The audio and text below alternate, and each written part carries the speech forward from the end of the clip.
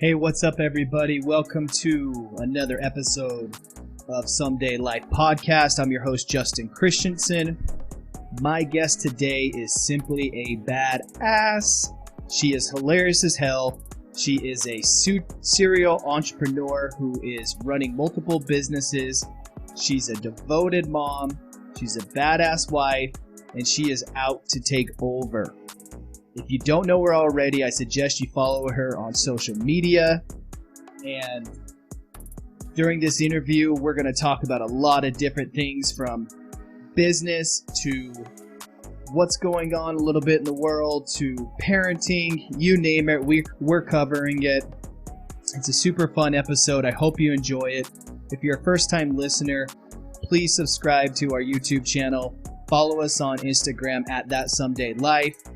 And help us get the word out. Share this podcast with somebody who needs some motivation, who you think could be inspired by this.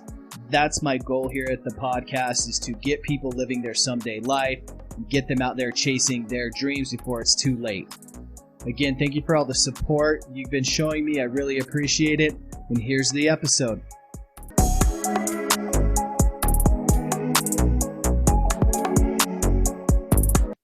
Hi, Jamie. Hi. What's up, girl? Well, slaying the Monday. Slaying the Monday. Yeah, how are you, sir? Holy smokes. I don't know if I'm slaying the Monday, but we're getting after it the best we can. That's good. It's been, the weekend was nuts, honestly. It doesn't even feel like a weekend, which is kind of weird because, well, it's not weird. It's just like when you're doing all these different things, it feels like my days just blend. Yeah, dude. They all blend together. And then with the whole coronavirus thing going on and the schedule with the kids and trying to be creative at home to entertain them, it's not like, hey, let's go watch a movie, at the theater. Yeah, you can't do that. Can't do that. Are the kiddos playing basketball? Yeah. Yeah, Dude. We're doing basketball, and then I'm coaching. I just started coaching a team again this year, so it's nice. We're getting ready to go into that full bore here in about a week or so. We started our basketball on last Sunday, and then they canceled it. So it's tough right now, dude, with kids and the virus and all that, but yeah. So how's it going? And that's a challenge that I've talked to a lot of people about lately, is they're trying to, do their job from home, but they're also trying to kind of get their passion space going, and they're trying to do these side hustles and things like that. And I just want people to know that this is a challenge for everyone. Seriously. And that's my last guest, Jennifer McCulloch. Her and I were talking about the importance of being able to adapt to your environment. And this is that. Yeah, exactly. To be able to say, because it's so easy, there's this list of roadblocks that you could focus on, and you can say, well, the timing's not right, finances are not right, my schedule's not right, the kids are home, the wife or husband are home. And I feel like everybody, all the competitors and everybody out there chasing what they want, they're going through the exact same thing. Now, it's all maybe different, per household just a little bit, but it's still all kind of the same. It's still all relevant. And so I'm trying to, let my clients understand that, hey, you got to find ways. You have to be able to adapt to our circumstances and figure out how you're going to do this. Just like the restaurant business has been doing, trying to accommodate takeout orders, and then maybe, making things on the side that you can purchase that maybe they didn't sell before, those type of things. So right. What in your business, actually just kind of tell our audience a little bit about what it is that you do and what you're doing now. I know I've known you for a while. We've been friends for a long time. I know some of your past, but if you can just that person that's listening to this has no idea who you are, if you could just give us kind of a breakdown of what you used to do and kind of where you're at right now. Absolutely. I would love to. So listen, I'm kind of a free spirit, right? I've since I was younger, I always knew like I was meant to do something out of the ordinary, right? Like I was always testing my limits and, riding on the skirts of like, am I going to end up in big trouble or should I just live my life and have fun? Right. That's just how I've always been.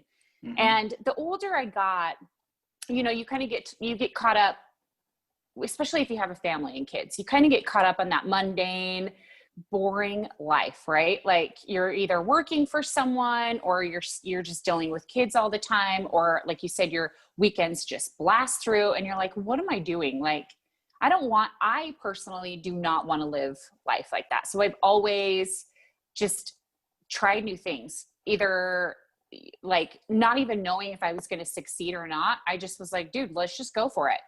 So after working, when I was younger, just kind of after working for other bosses and different companies, I have two little dudes and I was staying home with them. And I was like, this is nothing against staying at home moms at all. But like my personality that's just hard for me, right? Like after a while of doing that, I'm like, I can't be the happiest, best version of myself. And so therefore I cannot be here and give that to my kids. Right.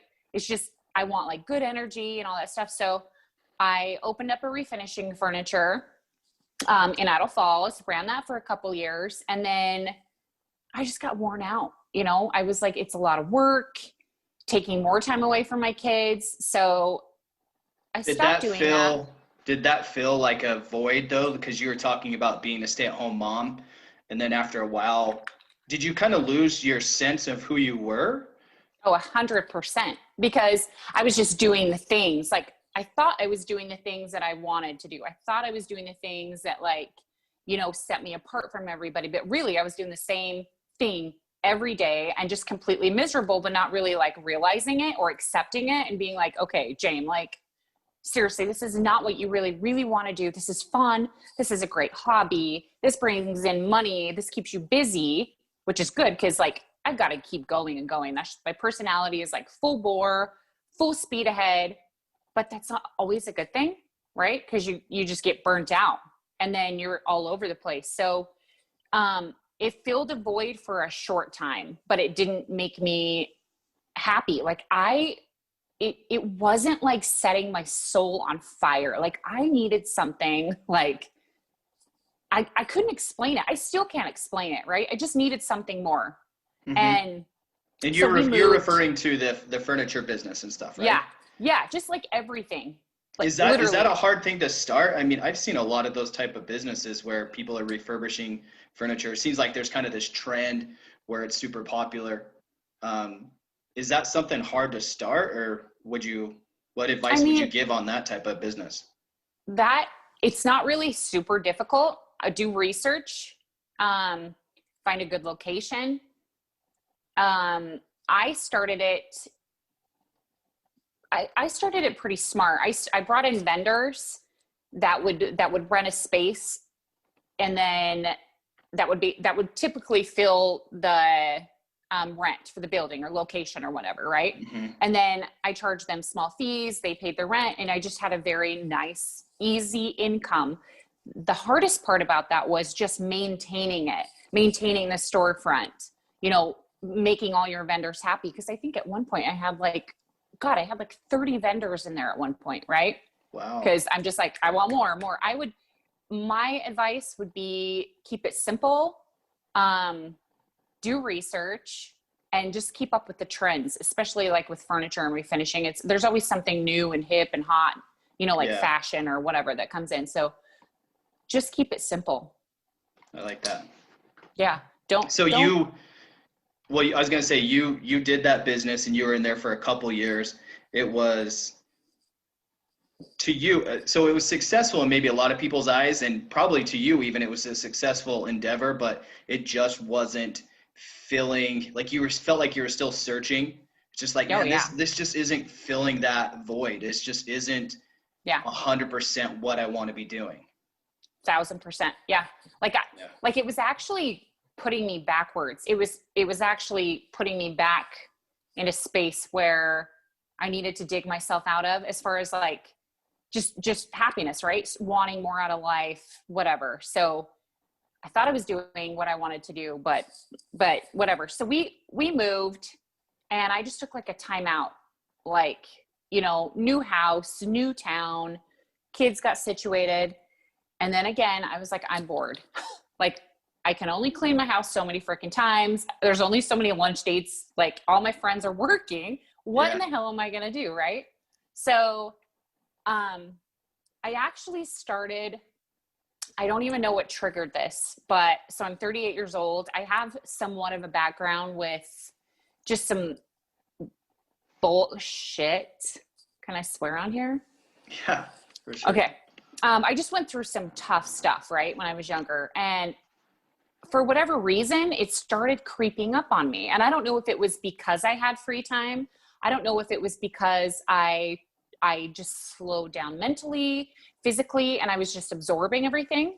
I honestly think that I was like just numbing all the stuff that happened to me, and then it just caught up to me, right? So I started just having this major like self-awareness, major raw, like being truthful for who I am, who I was, what I went through, how I treated people. And then like, I just started going through this crazy emotional anxiety, panic attacks, like legit freaking out. And that's not like me. Sorry. That's not like me. Right. So I'm not like, I didn't know how to control it. I'm also a control freak. So I'm like, what in the goddamn hell is happening? Sure. And, just actually started kind of reaching out. Like, my husband's my best friend. So he's just like, I don't know. Like, after so many discussions, he's like, babe, I don't know how to help you. I don't know what to do. Like, maybe we need to take you to a doctor. I hate seeing you cry and be so sad and just lost. Right. And so I just started reaching out to a few of my friends, and they're like, dude, this is like legit anxiety. You have me. And I don't like to label things. I don't like to be like, oh, I have anxiety, da, da, da, da. But I'm like, this is real life. This is like literally my truth right now. This is what's going, like, that's what's going on. This is what I'm living through. Then after my second panic attack, I was like, I'm done. Like, I was like, I can't do this anymore. I have to find something, whatever. So I was planning on, you know, doing this crazy stuff, like to like jumping out of airplanes stuff, right? To push me to the limits, to light my soul on fire again, and to try to channel my energy from my anxiety to something that's like positive or different, or that made me really, really happy. Yeah. And then the opportunity that I work for Bellamy. It's a network marketing MLM company. The dreaded word. One of my friends, she's actually, you probably know her, Bree Anderson and Pat Anderson. They own Rip Nutrition in Idle Falls. I've known her for a very long time. She used to come shop my store. I refinished her son's crib. Like, I knew her for a long time, right? Yeah. And so, like, side note, social media, I just used it for like jokes. I would like get on Facebook and just like look at funny memes and like share that, right? I always judged people that shared too much on social media. Like, I always was like, why does this chick always have all these selfies? Like, does she need to feel better about herself? Like, I was a hater, like legit hater. Yeah. So that's where that was before. And then Bree, I just picked up my phone and I messaged her and I said, what do you do? And she's like, cause she had never talked to me about the opportunity at all. Like, well, how did you know that I'm going to try something with my light here. Is that worse? Is that better? No, that's good. Okay. Yeah, I think my light was just too dang bright. Sorry about that, guys. So what made you, let me back up a little bit. Let's talk about the anxiety and the panic attacks and things like that, because I think this is a super common thing for people. It's happened to me, and I have a theory on why this happens to a lot of people. so this isn't groundbreaking or anything. I'm sure a lot of people already understand this, but for me, I think what it is, and for you, I'm going to talk for you too here for a second. I think our personalities are pretty similar, and I think of someone being trapped in like a cage or a box, and that trap, that cage or that box is like basically just your environment and your world around you, right? Everything that you're doing, like your family's in that box with you, your job, like me, my job was in that box with me, like my friends, my family, just everything's kind of crammed inside that box. But past that box, you can, like, if you're looking through a cage, you can see like your passion and your destination. Like you're constantly thinking, oh, it'd be so nice to be over there. Not that you want to leave your family and your friends and stuff like that. You actually just want to kind of go to that other destination, but you can't, because everything around you, it just blankets your thoughts, and it creates this mental obstacle that starts out really little. And I think it starts when you find contentment. I think like if you think about when you married your husband and you start having a family, like you're in that moment and you're happy because these are all things that you envisioned for a long time. And then you start letting kind of yourself go because you're so caught up in the moment of, people call it happiness, but I don't think I don't think it is. I think it is basically, I described it on my one of my episodes about I was fighting something that would never fight me back.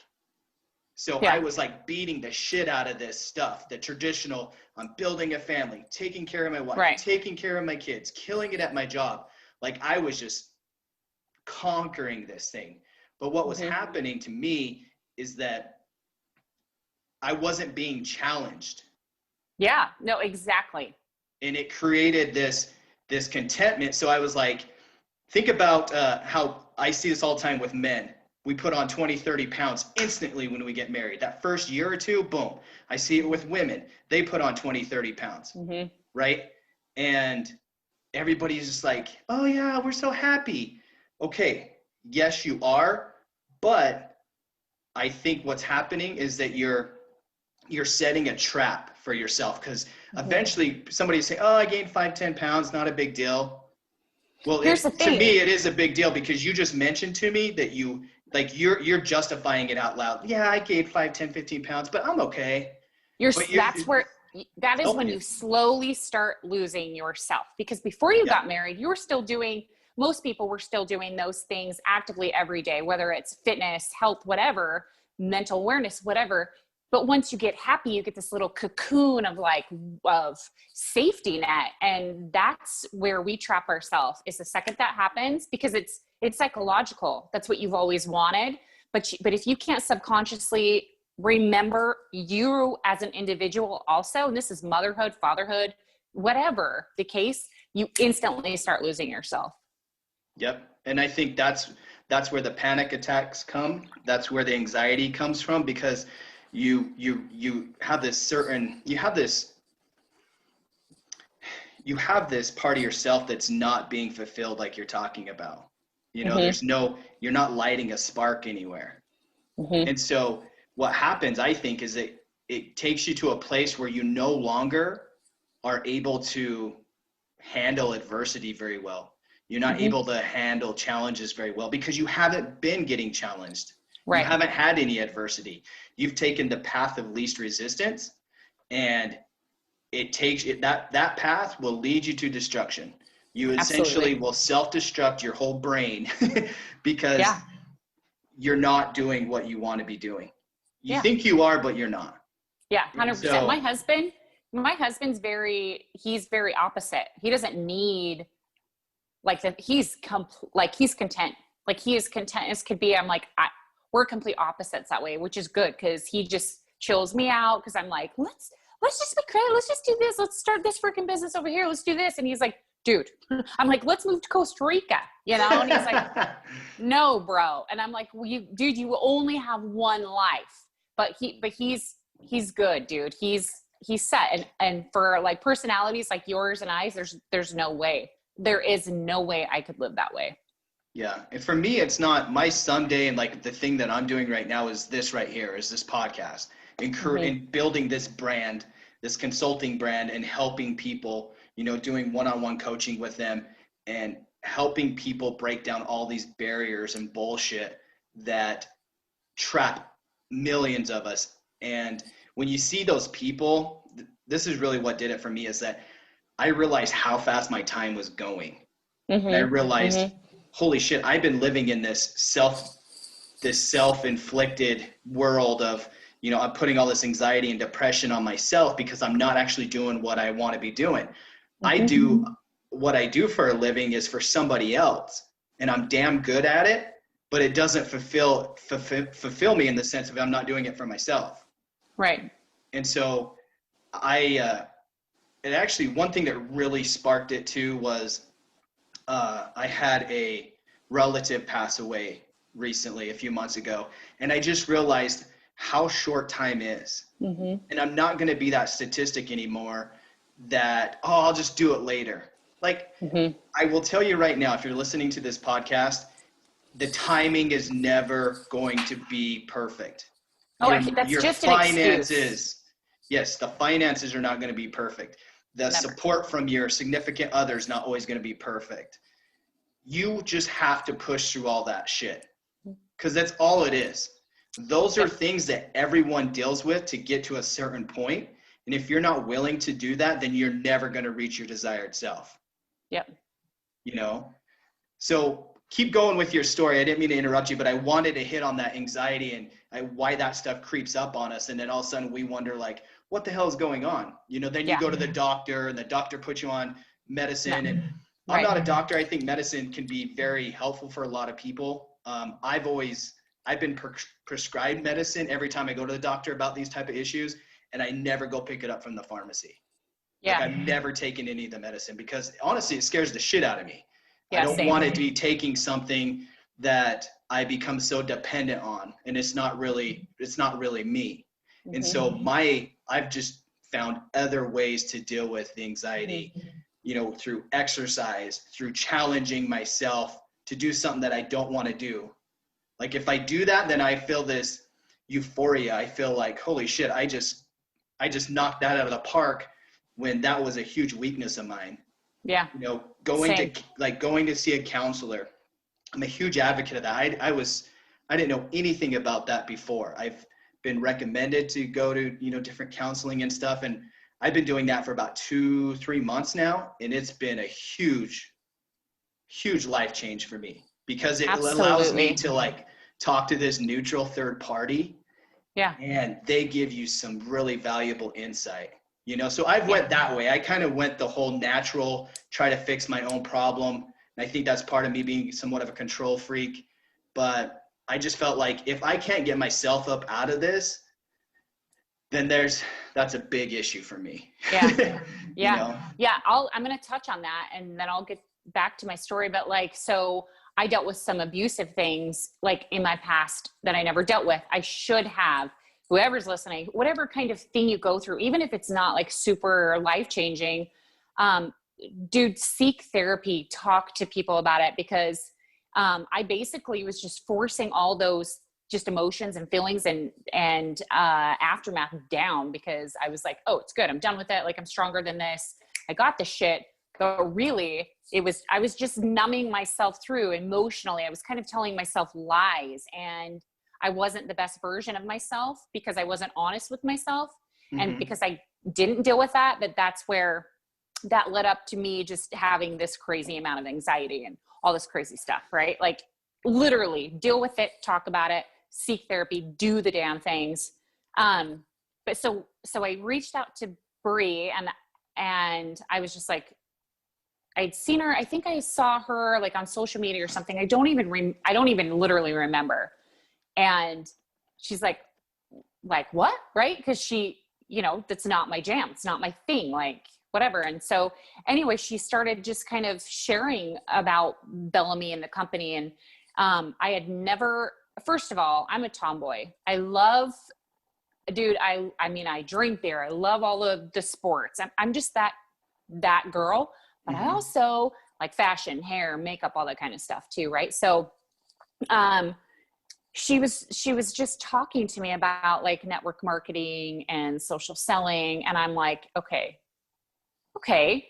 But I'm like, I know like maybe 10 girls and maybe like 5 of them. So how the hell am I supposed to, share something. Right. And I'm like, I just have never done anything like this at all. I've never done any sort of company like this, but I knew that I needed something to challenge me. I knew I needed something to push me way outside of my comfort zone. And I was like, let's do this. I talked to her for a couple days and I just was like, screw it. Like F-bomb it. I'm going for shit. But in the beginning, I think the issue with this industry and a lot of people that do get into it is I think that they think that it's super easy. And I think that they think that they're going to like make money right away. And I don't care who you are, what business you're in, what career you choose. It takes time. It takes knowledge. You have to have passion, right? So, and then people don't get the right training. People aren't, it's like how many of us have had like a shitty job where you have a terrible manager or a terrible boss and you just hate it, right? Like if you don't have someone that is guiding you and teaching you the right way and actually really inspiring you and pushing you to do your best, then you're not going to go anywhere inside this company. But I was like, hey, let's go. And I jumped in, but with the mindset that I'm going to do whatever it takes to succeed. Like I'm going to do everything outside of my comfort zone. I'm going to give it 1,010%. And I'm going to reach the top. I am going to be successful. Nobody's going to, period. Like that's it. End of story. Mindset, I think is huge. Like mindset, you literally can do, and it's so corny, right? Like how many of us are like, yeah, okay, mindset. And then you see everybody talk about it, but dude, that shit is like real. It is, if your mindset is straight and you wake up in the morning or whatever, and you're just like, yeah, I'm gonna do this damn thing. And you push yourself, you actually follow through with what you're saying, not just be like, then you can move mountains, dude. There's nothing that you can't do, Yeah. How does, I agree with everything that you're saying there. So a couple things I want to talk to you about. You said like with the multi-level marketing, you said it takes a lot of hard work. I think a lot of people go into it. And I think the industry actually doesn't do themselves much of a favor on this because they present it as being easy. And I think this is what you're talking about with like maybe a mentor, somebody that's actually giving you the real, because someone that's successful like you, okay, you've broken down the MLM barriers. Right. There's another lady that I know that she kills it with the MLM stuff, but she'll be the first one to tell you, and I'm sure just like you, that there's nothing easy about it. But some people who want to just like sell you something and just get you in on their team or whatever, they paint it as if, oh, this is just cakewalk. Like it's just going to be easy. It's going to sell itself. And I think that's super dangerous when you start talking like that, because the people that are looking for something, they're already in the easy state of mind. They're looking for something that they can just make some money on, usually really quickly. And that's one thing that's always kind of bugged me a little bit about how certain people talk about MLMs, that they're just this easy type thing. And anybody listening to this, and I've seen you been pushing this really hard and running this. I think it takes that. This is your business. You need to own this, and you got to have a passion and fire behind you, or that thing's just never going to get off the ground. I can't tell you, first of all, 2 things. I can't tell you how many people have started and then they're like, and they ghost and they're gone, right? Because why do you think that is? So 2 things. So when I started, like I said, I didn't know what the hell I was doing, right? And so I could have probably painted that picture for some people, and I wish that I hadn't, right? But like learning and like seeing your journey from where you start, but consistently educating yourself and trying to make yourself better is what's going to help someone who would partner with me today or tomorrow or the next day. Right. But you got to start somewhere, you know, you have to start somewhere, but I think that people, it's the easy route. Like they just want money, right? But it's dedication. And again, it's mindset. So if somebody's going to be like, okay, I can do this, whether they think it's easy or not, the bottom line is if it was that easy, they still wouldn't have made it because they gave up. Right. Mm-hmm. You know what I'm saying? Like if they're just like, they want the easy route. Nothing in this life is fucking easy. Nothing is easy. Raising kids is not easy. Like it's hard work. So I think it's just a matter of like dedication and really actually sticking with goals that you make and decisions that you make and committing to those and not half-assing things, right? Just follow through. And if you're doing that and you're actually putting yourself out there and doing the work, then, you know, you either make it or you don't. It's hard to say, but you do have to have passion and you do have to be consistent and want it, you know? Yeah. I talk about how passionate and how much shit we endure to go do something that we want to do. So for example, let's say you were going to go on a vacation. You're going to go take your family to, I don't know, where's the recent vacation that you went to? Arizona. Okay. So Arizona, how much effort and time did it take to make all that shit happen? From packing to booking hotels, flights, travel, gas, vehicle, keeping the boys happy, food, you know, all these things. But if you were to put that on your plate for work, you would be, most people are like, God, I got so much to do. Yeah. I can't get any of this done. I'm overwhelmed. Mm-hmm. How could they ask this much of me? What's going on? Mm-hmm. But when it's something that you want to do, like your vacation, you're just all like, in it. You're dancing. You're just like, oh, what up? Who cares? Yes. $3,000's nothing. The time, the boys are bitching and not happy in the car. Oh, that's all good because we're going to this destination. It's just, you got to think of it that way. Yeah, outside the box. That's how I describe the passion. Exactly. That's how I describe passion, is when you want to do it so bad like that, that all this other nuanced stuff, it just doesn't derail you from achieving what you set out to do. Yes. But when you start looking at it as work, that means that's not your passion. That's not your passion space. You need to be finding something that you can do 100 times over and it's fun every single time.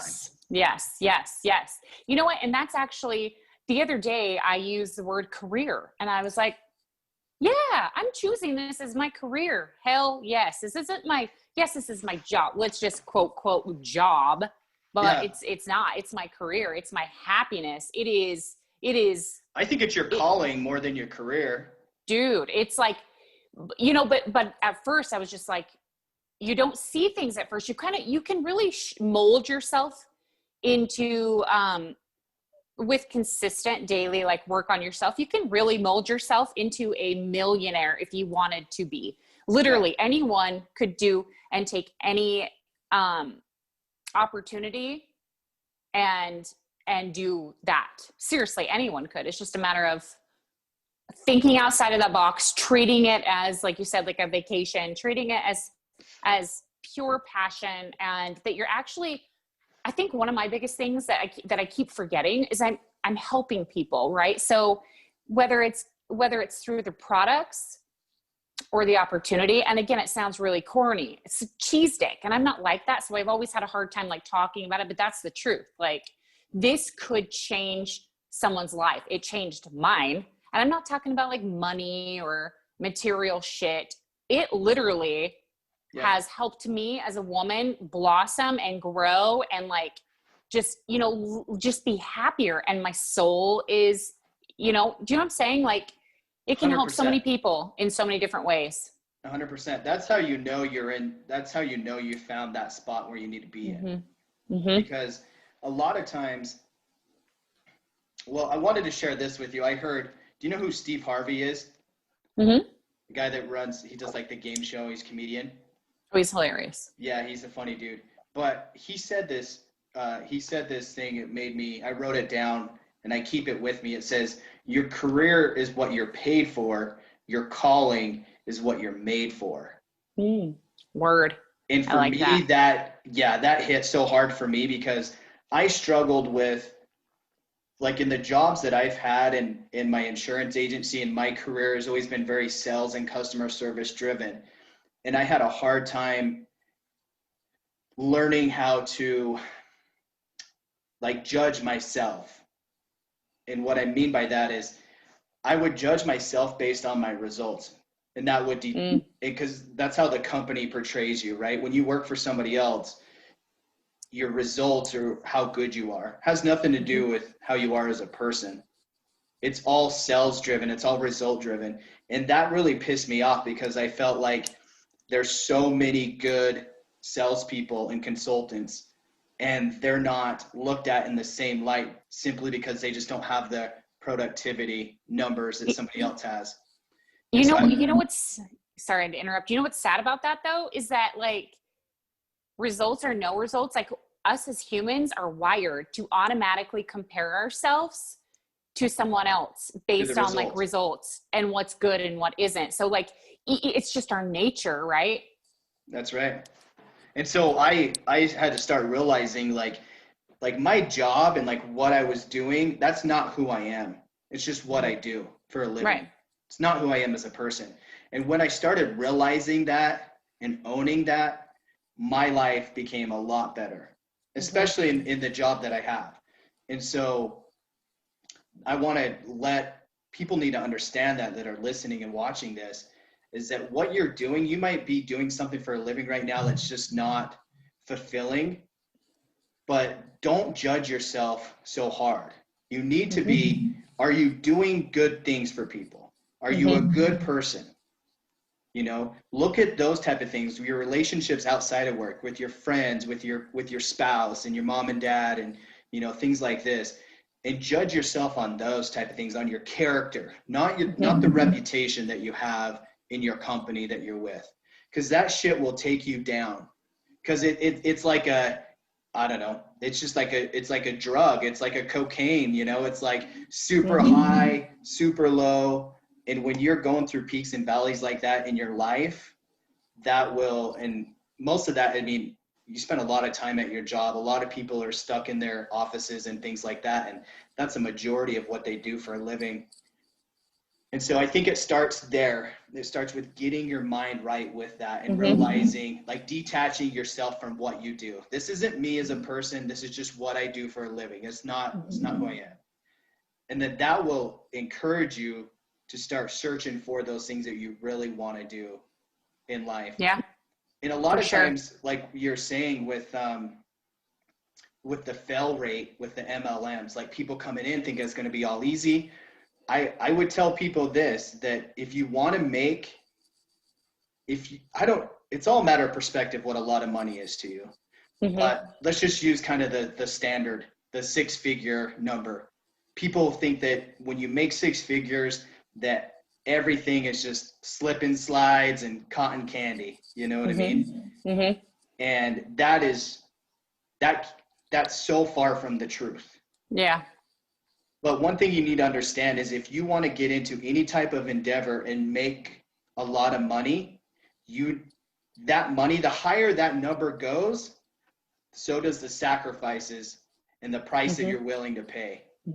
And so if you're somebody that's like, well, I've seen this all the time with the MLM stuff, or people that start side projects, and they make a couple $100 a week and they're thinking, oh, this just sucks. But if you look at the effort, a lot of that is going to match why you're making minimal amount of money. If you want to make $10,000 a month, you need to be looking at the work ethic that people have that are doing that. I tell people this all the time. Like, so now when people, you know, talk to me about the opportunity, I'm like, here's the deal. Cause they're like, you know, I'm like, here's the deal. If you want to work part-time, you'll get paid part-time. If you want to work full-time, you're going to get paid full-time. So it's a matter of what you want to do with the opportunity, what you want to do with your day job. How do you want to be paid? What are you going to put in it to get paid, right? Like if we're talking money, you got to do the work, and it's consistent. Like I get asked all the time, Jamie, what's your secret? What's your secret? To the point where I'm like, oh my God, if one more person asks me that, I'm going to freak. My secret is hard ass work. My secret is doing the same shit daily, switching it around, being consistent, being passionate, and sharing it with everyone. Like if you're not doing that, you're not going to live up to the potential of the opportunity that's given to you, no matter what it is, whether it's work, life, it doesn't matter. It's just literally, I think we get caught up in so many like idealist, the world just labels everything, but the real success and the real value and the real potential literally lies within you and your mindset. Like it's that simple. And then if you have that, the rest comes easy, dude. If you are ready to tackle the hard stuff, and if you're open to changing yourself and, warping and going with trends and things like that, then there's nothing stopping you. No hurdle, nothing. It's literally is mindset is everything. Mindset's your banking account, your happiness, your wealth, your success, all of it. It all starts there. Oh, 100%. And that's what people need to, I think people realize that. They hear it, they think it's a cliche. One thing that it just drives me nuts, but when you have people out there, they're just like, oh, it must be nice. Be nice. Give me a break. Rocking your vehicle and your clothes. And yeah, it is nice. I'll say that. It is nice because I worked my freaking ass off for everything that I've had. And this is what I want to encourage people to do, is that when you're speaking about mindset, it's hard to be good. It's hard to be really good at what you do if you don't love it. Mm-hmm. I can't think of somebody that's super good at something who just doesn't have a passion for it. Mm-hmm. And that's what inspires me, is these guys and girls that just geek out on something, and they just freaking go out at 110%, and then they make it happen, and they come out the other end like, holy shit, that was a tornado. Right. But it's like this tornado of your passion and this love and this drive. Yes. And it's more of a lifestyle than it is anything else. Yes. Because it gets blended. Once you love something so much, it gets blended into your daily activities, like with your family. Mm-hmm. Like I'm sure the conversations that you have with your husband are probably different than if you were going to a 9-to-5 office job. Oh, yeah. Coming home, right?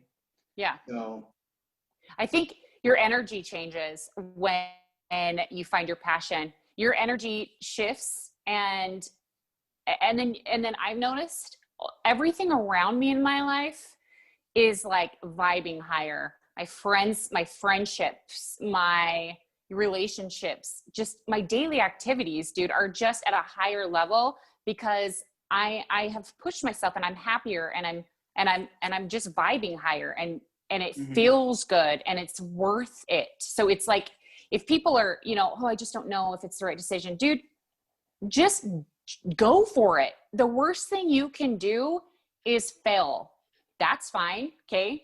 If you fail, then take a lesson from that or whatever, and apply it to your next journey or your next opportunity. But it just feels good to vibe higher, dude, because just everything else falls into place, Absolutely. That failure word that you used, I think I love failure.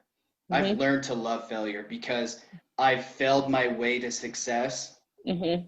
And I'm still doing that. This endeavor I'm doing now, creating a marketing brand, a consulting company, a podcast, YouTube channels. I mean, this is a huge endeavor, but I knew this is where I needed to land. Mm-hmm. And so I was instantly okay with the failure aspect of it. That's going to be a possibility. Totally. But it depends on how you define failure, right? So there's two ways. You can fail with not even trying, or you can try and fail that way. If you go the second route, usually what happens is opportunities will create themselves through that failure. So you may fall a little bit short of what you set out to go do, but it actually, with the connection that you made with somebody, you know, the trial and error, everything that you gained, that knowledge that you gained through that failure process, that will actually land you into your next opportunity. Yeah. So I think the quicker that you fail, the quicker you will succeed. Yeah. And I think it's important too, to using the word failure, to put yourself out to fail on a day. Like, this is going to sound strange, right? But just like, hear me out. If you're pushing yourself and growing in your career or whatever in life, right? So I personally think you should be doing new things all the time. I think you should just be living and growing. I don't mean like, you know, going out and buying a new car or whatever. I just mean doing different things to grow, whatever. If you're not setting yourself up for some kind of failure on a daily, monthly basis, you can't grow. You're kind of like limiting yourself, because amazing things come from failure. Amazing things come from, like, you know, just completely having a day where you're like, I literally just completely bombed my whole entire day. This is bullshit, but I did learn this. And so tomorrow I'm going to do this differently. Instead of just living in a hamster wheel, you know, you got to step outside those boundaries and put yourself out there to fail, because there's really massive life lessons you can learn that I think a lot of people miss out on. You know what I mean? Yeah. They're left wondering. They build excuses for themselves. Mm-hmm. This is what I've seen when they get older in life, and they're not anywhere where they wanted to be. Mm-hmm. It's like, we all have these big dreams. It starts from being a little kid. You have these huge dreams and ambitions, and then through society and culture, your opinions start getting, and your environment at home, your opinions start getting, they get shaped differently, and you start becoming biased towards things, and you start limiting yourself, I would say. So it's weird that you start out at 100% goal oriented when you're tiny as a human being, but as you progress, people just tell you that you cannot do it. And they don't have to say, Jamie, you can't do it, but what happens is you mentally will do that. Like, let's say somebody wanted to be a model, a woman wanted to be a model or a singer. And this is something that my daughter, I think maybe a lot of women inspire to do this, because you see beauty everywhere. So you see it on social media, you see it on TV, and they think that's what it takes to be that. And then they start looking at themselves and saying, well, I don't look like her. I don't sing like her. Or young boys are like, I don't look like him. I can't sing like him, or I don't have muscles like him. And so then they kind of retract and mentally say, well, maybe that's not what I want to be doing. I'm going to go another route. And so then that goes a little bit further, and then they run into something else. And then they're like, well, they see somebody successful at it, and they think that that's the description of what it is. And they feel like, well, I can't live up to that description, so I'm going to choose something else. And I think this pattern just goes on through life. And then you get into college and out of college, and by that time, your mindset is so changed from when you were younger. Now, granted, we evolve and we love new things. You might love new things, you might hate new things. That's constantly happening. But it's strange to me that we don't ever follow where we originally set out to do. We let people we let people shape us into what we think that they're going to enjoy. See, and I disagree. We don't let people do that. We do that to ourselves. It's a constant comparing game. Like no matter where you are, who you are, you're constantly comparing yourself. Constantly. It's in our nature, right? So we're like, I can't play football like him because I'm not that good. That's not how it works, dude. We're consistently teaching our kids. We have very open communication with our children. Like for instance, like if one of our kids wanted to start a sport, okay, and they start going and they're like, dude, I don't like this. We say, listen, you have to give it. You have to go through the whole thing. We're not going to pull you out. you've got to keep going. And you may not be the best. That's fine. You're not going to be the worst, and that's okay. But like, let's keep this going, consistently work. You're not going to say, this is hard, I can't do it, I can't be like him. We're not going to allow you to compare yourself to someone else. You've got to find your own rhythm, your own, what's the word? Your own talents, right? Mm-hmm. Because we compare ourselves to, and you said, like, it's so funny how we start out with all these goals, and then we get older, right? And it dwindles. So I instantly went to the MLM. People start with all these goals and they drop out a month later. It's a constant comparing. They're comparing their success to somebody else's. Mm-hmm. And that is the worst thing that a person can do. But it's the hardest thing to be able to realize that I'm doing this to myself. It's not the social media. It's not the magazine ads. I'm doing this to myself, right? That person could have worked so hard to get them to where they could be. There's no difference between that person and me. There's the labeling. I think that's a different discussion as far as like beauty and stuff like that. But it comes down to the same thing. I think, like, stop comparing your beauty to hers. Stop comparing your success to theirs, right? And just as we grow, it's just a natural thing that I think mental awareness and mental health is such a big issue, because it's not just mental health. It doesn't just always lead to suicide. It starts with just like comparing. It's a whole issue there, I think. Yeah. I always try telling myself, this is something I've done for quite a while now, is like when I'm saying my prayers and I'm just in deep thought and I'm thinking about how I'm trying to find a level of gratitude, right? And I always remind myself that the things that I take for granted, people are praying for. And this is why it can happen. This is why I say, look, if you think 6 figures is going to make you happy, trust me, it doesn't. Okay. If you think that it's just this facade that goes on that you see on social media, and people, you need to be careful with what you're putting in your world, what you're seeing, what you're reading, what you're visualizing. Okay. It needs to be about the journey. It needs to be about the pursuit. Right. You need to find a love for the actions that you're taking, not the results that you're looking to get. 100%.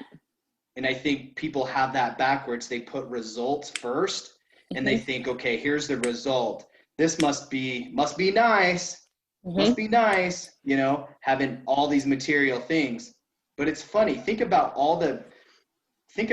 how many celebrities end up, passing away from suicide due to depression or something. You think of like these musicians musicians, I'm going to have a musician on here in a couple of weeks. It's going to be really cool to get his perspective on this, but that's always intrigued me. Not always intrigued me, but I always felt like that's kind of weird. Like, why are these super successful people so unhappy? And then it made sense after I thought about it and I dissected it. It's like, wait, it's not necessarily, you think just because they're famous that they're happy. Yeah. No, dude, that's not how it works. I bet statistically we would be shocked to find out that it would be very low with, how many celebrities, people in the public eye, millionaires are really, truly, truly happy, right? I think we would all be shocked because we're just trained to think that money is success, and not, like you said, not loving the journey and loving the passion every day that you go to build on your results. Absolutely. What would you tell your younger self? Dude, I was just thinking that. I was actually going to be like, I wish I knew now what I wish I knew then what I know now, but also not. Like, I needed, for whatever reason, to go through some hard shit to just be real with myself and to literally love my real self, and then to be able to give and share that with other people. I don't know. And maybe it's just my personality, the type of person I am. I'm not sure, but I needed some of my challenges to get to where I am. But if I could tell myself something in my younger days, it would be,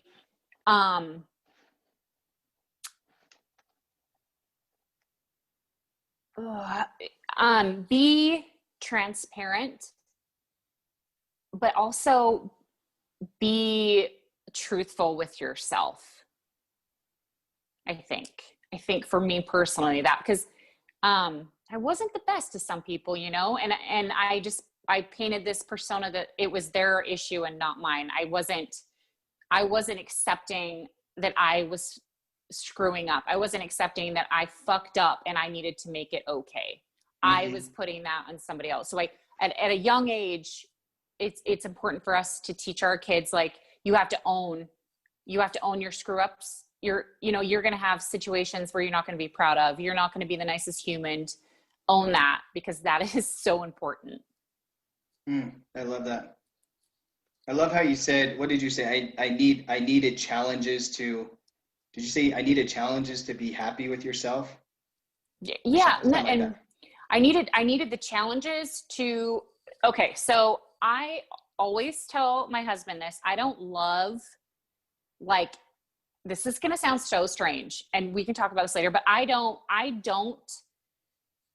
Love him how he loves you. I don't love as passionate as most humans do. I just, for whatever reason, I just don't, right? I look at things just completely different. And like, your love language is maybe different than other people's.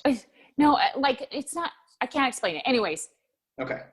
What did you ask me? Because now I just lost it. No, I love how you described the challenges thing, because there's challenges. It's almost a trick question. Like, what would you tell your younger self? It's like, maybe nothing, you know, like, because you're not going to listen to it anyway.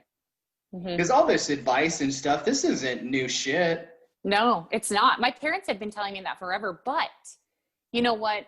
My parents pushed me to do the things, again, failure, right? You push yourself out of your comfort zone. You may fail. You may lose this tournament game, but dude, you know, look at where you are. So we were always taught that.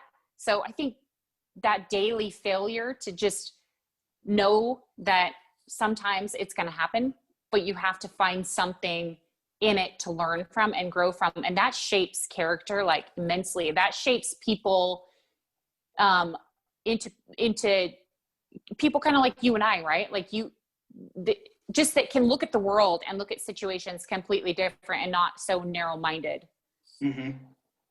Yeah, I just realized that a lot of my feelings and emotions and stuff like that millions of people are feeling that same way. And it's okay. Like, this idea that that nothing's, not that nothing's hard, but everybody thinks, I think we've become very lazy as a society. I think with technology, we're very lazy. I think with how easy it is to get food, we're very lazy. How easy it is to talk shit to somebody is super lazy. Because and I think if you get caught in that microwave, you're just gonna it just doesn't work out for anybody.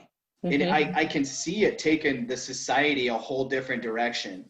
You know, I see, especially with how polarizing, like, the political side of things are nowadays. You know, you're either a Biden guy or a Trump guy. There's no middle ground. Where's the person? I feel like I'm more in the middle. Like, they're both dipshits. Like, guys, but like, we're don't pick a to side. Talk about it. Yes, because if it's not towards the group of people that is going to embrace your opinion. Right. And that's how a lot of people are living, is they're making judgments like, oh, you're of a different opinion of me. We can't be friends. We're not going to get along. But I only see this really on social media. I interact with tons of people face to face, and they never would they might say something to me on social media, but they'd never say that to my face. Oh, And see, I would never probably say it to their face. You know, like I'm very reserved on social media because I realize that it's just a suck of time. It's just a huge time suck. And unless you're using it in a creative way, if you're not influencing, like if you're not impacting people in the world in a good way, just stay the hell off of it. Yeah. Like it's not a good place. It's not a good place for you. Like you need to be in the negative corner over here with, you know, certain people here. And be okay with people having different opinions, you know, like don't be so married to your opinion. That's what I would tell anybody listening and watching is be willing to evolve and to see things differently and be like, okay, maybe you're a pro-Trump guy, but then maybe you meet somebody that's a pro-Biden guy, right? And they have a good conversation, like be willing to be like, oh yeah, I can kind of see where you're coming from there. And like agree to disagree is an easy way to think of it, but don't put all your stock into somebody's opinion, and be willing to change yours too, because as you get informed and educate yourself more, I guarantee you your opinion will start to evolve a little bit. Yep. Oh, 1,000%. What were you going to say earlier?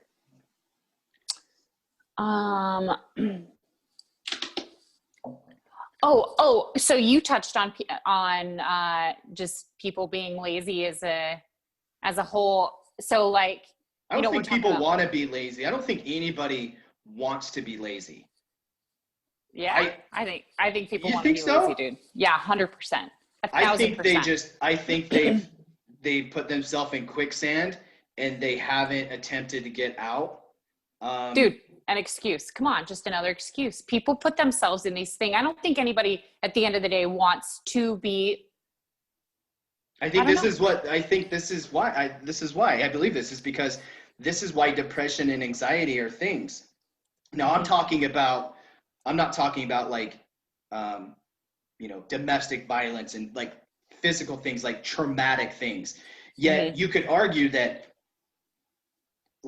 like making excuses day in and day out, that could actually become very traumatic, because when adversity hits, it's a very traumatic experience for you. You know what I mean? So I think I liken it to exercise and physical fitness. Is if you do just a little bit each day, eventually you're going to get stronger, and eventually your mental game will start to sharpen. And this is how you can become unlazy. You can get out of this. But when it gets too deep, then what happens is then anxiety comes in, and then your body, your brain, your body, everything kind of like starts shutting down. And that's when you need like medical attention. Right. You can reverse that. I'm a huge believer in, I'm just speaking my own experience. Okay. Is I have been able to reverse that whole process. And then I can sit back and I can analyze it, and I can say, this is where I went wrong. And so, because it's easy to be lazy. It's easy to make excuses, because I feel like our brain is wired that way through evolution. I think thousands of years ago, it wasn't. It was very much come out and just be a savage. Because that's what the environment, the world. Exactly. You had to go couch your food. You had to go shoot your dinner. You had to, literally like build your own house. You had to. Now we don't have to do that. No, now like if you just look at the size of houses now, like we've evolved to where we just like, we need more shit. We need stuff to be easier. Like back in the day, like if you look at a house that was built in the 50s or 60s, there's either no garage or it's a one-car garage. Yeah, and they're then tiny. You look at the houses that are in the 80s and 90s, they're two-car garages. Now you look at the houses that are, 2010 plus, three-car garage. It's like, what are we doing? Like, you know what I want to touch on? This really doesn't have a lot to do with like, honestly, it's our job as parents. So things can change, the world around us can change, but it's our job as individuals teaching children that we have to stop making it easy for them growing up. Like we have to kind of like, I grew up in the 80s, right?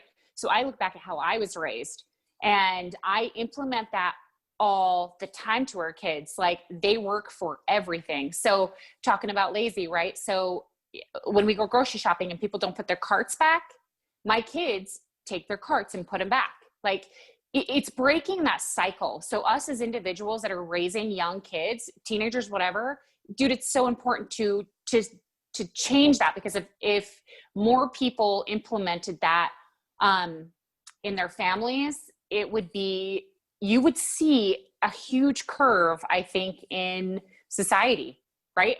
And honestly, it really is that easy, but people just can't, like, again, nothing to do, but like, you know, our school shootings and stuff, people get so mad that our schools are teaching our children these drills. And I'm like, how is that upset to you? You don't want your child to be prepared and feel more safe and more comfortable knowing, okay, if this were to happen, yeah, it's shitty. Yeah, it's terrible, dude. It's the world we live in. Stop putting this little bubble over your kids, your children, your family, and talk about the hard things, right? Just the daily work. Talk about the hard things. Teach them, guide them, talk about it, educate, so they know what to do. And again, that's just softening and kind of maybe going back to the ways I believe or strongly think the unlazy days. Like we weren't handed everything. You have to work for stuff daily, right? So teaching your kids, don't be lazy, like stuff like that matters. Those little things every day as humans that we can do, it matters if we all did more of it. Yeah, because it demonstrates a level of appreciation. Yeah. And I think that's something that we lack. We lack appreciation in this world. We don't appreciate life like we used to, because you see death everywhere. You see it, and so it's hard to like feel for it. I think this is what's creating a love loss for like the country of the United States. I think it's easy for people to just pick on the bad shit that we've done wrong, but you also got to remember when some of that shit was happening, it was a completely different time in the world, right? And so you need to be appreciative of the sacrifices that have came. And just like you're saying, I'm a huge advocate of this as well with my kids, is I teach my children the world that they're going to live in the most. And that world is adversity. Plain and simple. If I shelter them from challenges and adversity, like dropping the thing on the floor and not making them pick it up, and then I go pick it up. Or the shopping cart thing, right? There's all these little things that are not extreme at all that you can be having your kids do, but you need to be doing it as a parent. Also, you cannot be a coward. You need to be showing these examples to your kids. So be careful when you're spitting your opinion as a 35-year-old when there's 8 and 9 and 10-year-olds in the room. Right. Because your perspective is so much different than theirs. But be careful, because you're going to start shaping their opinion. And I feel like you're robbing them from them getting to understand and let them develop their own opinion about things. Absolutely. Right? 1,000%. And this living vicariously through your children is something that is also dangerous for parents, especially in the sports world. You know, I've been a coach for 4 or 5 years now, and I had a tendency of like, oh man, I want my kid to be so good at this. And then that after a couple of years of coaching my son, or both of my boys, I switched my perspective. I was open-minded to the fact of like, hey, I don't need to be pushing them so hard to like, I want them to be so great. I want them to just push. I want their capabilities that they have now. I want them to push those as far as those capabilities will take them. No more focusing on like the result. I want them to be focusing on the actions that they're doing now. 1,000%. We're not talking about NBA, NFL. We're talking about the present moment, your actions now, and the chips will fall where they're going to fall. Like the results will be there. That's right. because so many things have to work out, and but if you're not willing, I get my boys and my daughter into the mindset of focus on the now, what your effort is now. Don't focus on anything else, and just stay in that moment. Stay neutral with your thinking. Don't get too high. Don't get too low.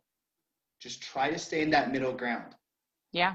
And I think sports is a great way of teaching your kids. And this, obviously, a lot of us put our kids in sports, but it's a great way to show them what adversity is like. That's why I hate this no winning culture. It drives me nuts. Yeah. Like, don't keep the score. I don't want to hurt my kids.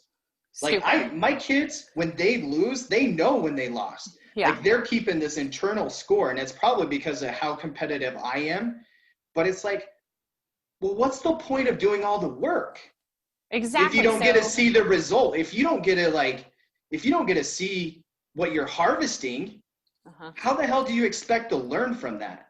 If you're telling me as an adult person that failure has helped you in life, why wouldn't you want that same failure for your kid? 100%. Again, why would you hide them from that? Why would you shelter them from the failure? And we're doing this as a society, and I want to know, like, who the hell started all this shit? Yeah. Yeah. Who are the group of parents that were like, oh, my daughter's so mad that their team didn't score a goal? Okay, well, did you think about the parents on the other side of that? Yeah. They probably seen all the sacrifice that those kids were doing, and that allowed them to maybe win that game and become victorious. I'm going to say this, and I stand behind this wholeheartedly. It's laziness. It's a choice. We can choose to do the parenting the hard way, the right way, the hard way, and having those ups and downs, those failures, and then taking and teaching and guiding your child so they grow, right? Which in turn is going to make them a better person, kinder to others, more, right? Those are just facts. Yeah. But we're lazy. We don't want to do the hard parenting. We just want to put them down in front of a TV screen and let that happen. Or, just say, oh, I'm sorry that everybody wins. It's a bunch of bullshit. It's where we went wrong a long time ago. Hence why people need to start doing the goddamn hard work, whether it's your career, family, kids, whatever. It's that daily commitment. And dude, it's worth it. It'll pay off, Absolutely. 100%. Well, hey, I know we got to kind of get wrapping up here. We both got meetings and stuff later on today. What would you tell somebody just before we get off? Because you're obviously in the MLM space right now. You've been very successful. You've been able to take something that is super challenging, and the statistics don't really work out in people's favor, but you've been able to break those barriers down. And I see you on social media. I mean, you're staying consistent with your message. I can see your passion comes through. What would you tell somebody that was, maybe a younger lady or woman that's listening to this podcast right now, and maybe they're inspiring, or maybe somebody's talked to them about a multi-level marketing business, or maybe somebody's even talked to them about the business that you do now, and they've been on the fence. Like, what would you tell them to kind of like help them make that decision? First would be do research on the company. Don't listen to comments and shit like that on social media. Do research, find out about the company, try the products, and then ask around, ask the people that are with the company, right? Ask them why do they like it? And whether or not it's your comp plan or whatever, but ask outside of the just normal statistics of the MLM, ask why do you do this? And if you're getting an answer that you can relate to, that you want also, then go for it. At the end of the day, what are you going to lose? Yeah. Nothing. You're going to try something new. And if it's not for you, it's not for you, but you tried. Yeah. That's that failure thing that we were talking about, right? Like, you can fail trying, or you can fail by just not even taking the shot. Yeah. And that just leads to disaster because, yeah, absolutely. So I would tell people, we're approaching the new year. I think this is a good time where they can reach out to people like you they're wanting, there's a lot of people staying from home, and your business, it seems like a lot of it's online, right? I mean, are you meeting with people physically, or is this something you've been able to thrive with, like during the pandemic, It's both too. And that's another thing is like MLM companies. Yeah. They're on social. You don't have to do it all on social media. Like, I think we just are like, oh, it's also, of course you want to use that billion audience. Network audience. Absolutely. But you don't have to. So yeah, I've done in person. I meet with people. It's social media because of the pandemic and everything. So, but it doesn't have to be. So if you're, like, don't just think that you have to do it only on social media, because you don't. That's awesome. Very cool. Well, if you're thinking about it, you're listening or watching this right now, and you're thinking about starting an MLM, reach out to Jamie for sure. She can point you in the right direction. I know you got a pretty good team that you're building. I mean, these things take time, but anything great takes time. They take time to build, because you're trying to get the right people in there, and you need to have passionate people. And that would be my advice. I've done some, when I was younger, 19, 20 years old, I dabbled into some multi-level marketing thing. And I went at it because I got sold on the idea that I would be a millionaire. Like they took the one guy in the company that made the most amount of money, and they portrayed that as being what everybody does. And I will just say to people, that is not the reality. If that was the reality, we would all be doing it. Right. If you get approached by an MLM and you're looking for an opportunity to kind of fill your passion and to challenge yourself, I would encourage you to make sure you like the product and be super passionate and believe in it, and act on those, instead of, don't even look at the compensation plan, because what happens is, if you look at the compensation plan, then that's what you're going to judge yourself on. And don't look at that. Focus on the actions you're taking, not on your results, and everything else will work out, in my opinion. So 1000%. And don't wait for New Year's. Yeah, just freaking do it now. No more excuses, people. No, do it. I'm tired of this. Do it. Oh my God. I can't with the people that are like, by 2020. I'm like, dude, 2021, January 1st is going to be exactly what it is right now, people. It doesn't just disappear. No. I mean, stop waiting for January 1st to make a New Year's resolution. Just make a daily resolution. Change your life today. If you're listening to this, say, you know what? Screw it. I'm going to go for it. Just send it. Just give it a full send. And I guarantee you something will come out of it. Something will be great. Date the guy. Go on vacation. Jump out of an airplane. Start your own business. Just do it. Just do it. Awesome. Jamie Casella, everybody. Thank you so much for your time, Jamie. I appreciate it. Thank you. I appreciate it. It was fun.